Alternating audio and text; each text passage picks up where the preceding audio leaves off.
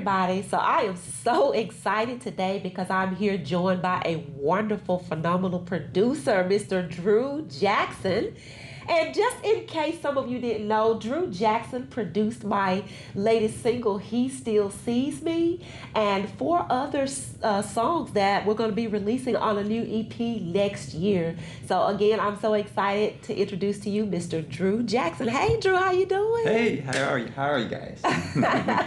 All right. Well, I'm glad that you took the time out to speak with me today to just kind of introduce yourself to some people who may not know you and, just tell us a little bit about Drew Jcksn, how you got started in music and production. Wow. Well, I'm Drew Jcksn, and I started playing in nightclubs when I was about 13 years old. My parents didn't know it. That was a good thing. But as time went on, I started learning little by little, and one day the legendary producer Willie Mitchell, who did all the Al Green of high recording studios, he saw me and he wanted me to come in and do some songs with him, and we ended up writing about 18 songs together. So I had a chance to just sort of sit at his shoulder and just learn the art of production and how to communicate with the artist and how to put the music together. And it kind of all started there, and it went from there to doing other projects, and here I am. Yeah. Wow. So he actually saw you at the age of 13? Well, it was a little later than 13, but okay. But my journey started around 13, playing a lot in front of people. Oh, wow, that's amazing. Okay. Wow, that sounds wonderful. A lot of fun. Okay. All right. Well, so if you don't mind, like I said, he produced He Still Sees Me, and I'm so grateful to have an opportunity to work with Brother Drew in regards to, the production of that particular song. So when I first brought you those scratch chords and raw version of He Still Sees Me and the other songs, can you just kind of tell everybody a little bit about what were your first thoughts or your initial feelings about the songs? Wow, I'm going to be nice. No, no, be honest. Actually, you learn to hear through the music after working with so many people. So a raw product is that, but it's never just that. And so when I heard it, I could hear the message, and I could begin to get inklings of what the music could feel like around it. And so we just kind of started to chip away at it, and before we knew it, it just began to grow up, and it grew up into a wonderful song, which a lot of people are being blessed by it now. So. Yes, I'm so thankful for that. I got to tell y'all, look, I'm not that great at recording music. It definitely, you did a good job. But it definitely takes a talented ear to actually, hear through the stumbles that I made on the keyboard. I do the best I can, and I thank God for the gift that He's given me. But it took His ear to just basically take these chords and turn them into something wonderful. And I'm so thankful because there are many people who are blessed. They've been just kind of writing in or commenting about how the song has blessed them. So thank you so much for that. So now that everything is over and we've mastered and mixed and all that, just kind of give us an overview of what you think about the final product. I think the final product turned out really well. I had an opportunity to work with an old friend with the mixes, and we've been knowing each other for over 30 years. He's done Michael Jackson, Janet Jackson, like anybody who's anybody. He's currently working with Kurt Franklin. But he was able to do the mixes on the product, and he has such a great ear. We don't have to talk much because he kind of knows what I think, and vice versa. So when he finished with it and I heard it, it was like, yep, it grew up to where it was actually supposed to be, and it's a wonderful product, and we're just glad to be a part of it. Yes, I'm so thankful. It's a blessing to have an opportunity to have that connection with you and the person who's mixing and mastering it. They have so many great artists that they worked with, and now I'm a part of that. So that's a blessing. I'm so thankful for that. All right, so Drew, I hear that you have a brand new podcast that you just started. Actually, I think it's being released today. What is this? Somebody give me the date. It's September the 30th, right? September 30th. All right, so you all can go on online, social media, and view his podcast. But would you tell us a little bit about the podcast, what your first episode is about, and how people can view it?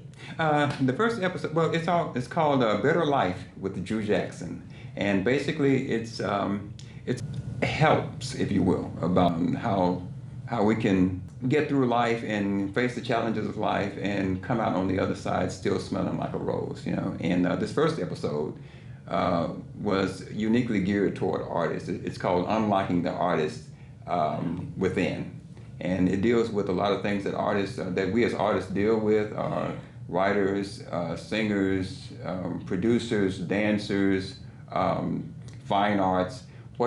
There are things on the inside that we all deal with, and we have to learn to overcome them. And we just decided to do this first episode on that, and it's on all platforms. So go to it. If you're an artist, you don't want to miss this one. It's going to be a blast for you. It really is. Right. That sounds wonderful. So it's for all creatives. And, you know, unless you are a creative, you never know what's actually going through the minds of those individuals. You know, just the mental things that they have to process in order to create whatever it is. And then each individual at the same time has different thoughts and emotions about what they're creating as well. It was such a major thing because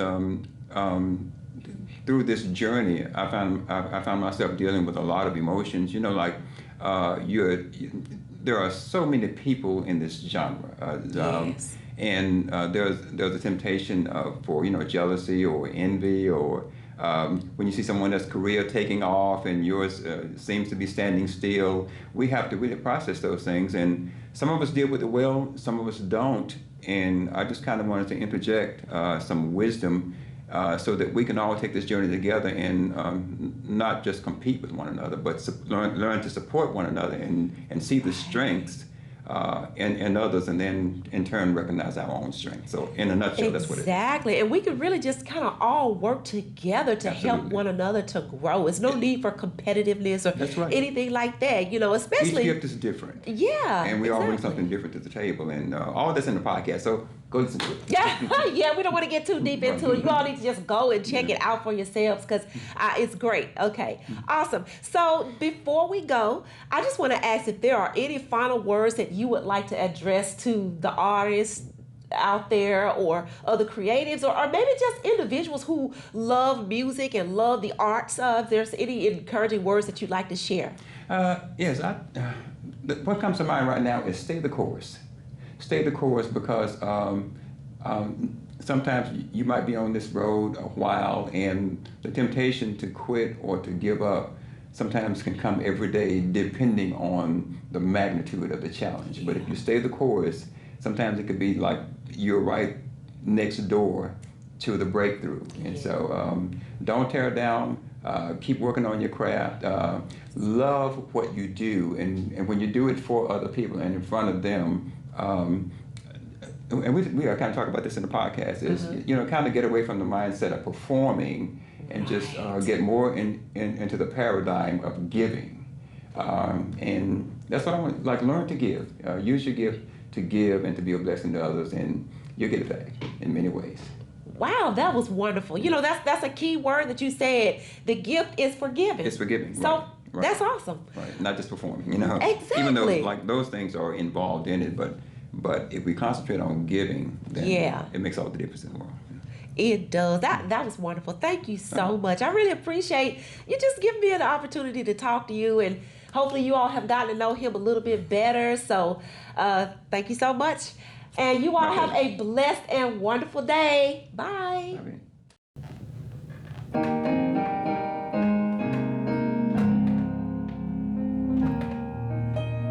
I don't have to stand in the front of the room. I'll just sit at the lowest place, the foot of the table. I don't have to be seen by the people.